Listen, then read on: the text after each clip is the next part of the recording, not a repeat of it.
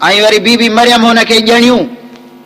इहे बि आयतूं छो था पढ़नि जेके ईसा अलैहिस्सलाम जी इंसानियत ऐं ॿानप ॿुधाइनि, जो हो वञी था ॻोल्हे लहनि पंहिंजे मतिलब लाइ।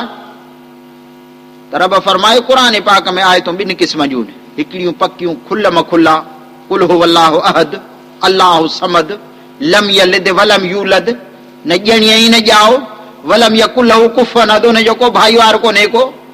अहिड़ियूं चिटियूं पिटियूं आयतूं छॾे पंहिंजे मतिलब जे लाइ अलन्ना फलन्ना ॻोल्हणु त हे हीअं छो आहे, हीअं छो आहे, इहा वॾी गुमराही आहे। हज़रत इब्न अब्बास साहबीअ खां कंहिं माण्हूअ पुछियो, साईं केतिरियूं असांखे क़ुर पाक में आयतूं मुंझाईंदियूं पिया आहिनि, छो त मतिलब सम्झबो उहो जेको सलफ सालिहीन वरितो।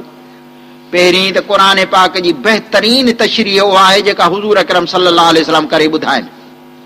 छो त ईअं रब क़ुर आसमान खां न लाथो आहे, अलाह पंहिंजे प्यारे हबीब ते नाज़िल कयो जीअं उहो पढ़ी ॿुधाए सम्झाए, उस्तादी उहो करे।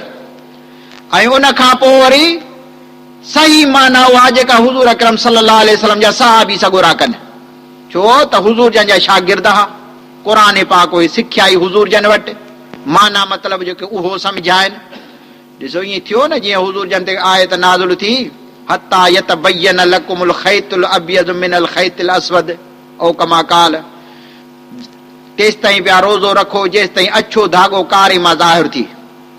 हिकिड़ो सहाबी जो वरी ॿ धाॻा विहाणे हेठऊं रखी, हुज़ूर जन खे जो पतो पियो, पाण फरमाई तुंहिंजो यार विहाणो वॾो कुशादो आहे को, सुबुह खे मां पाए विया।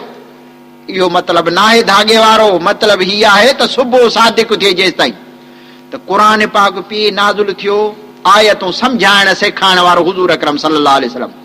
त ॿिए नंबर ते भली तशरीह भलो मतिलबु उहो आहे जेको हुज़ूर अकरम सल्लल्लाहु अलैहि वसल्लम जा सहाबी सगोरा सेखारनि, उन खां पोइ जेको ताबई सेखारनि, उन खां पोइ अॻियां सलफ सालिहीन बुज़ुर्ग।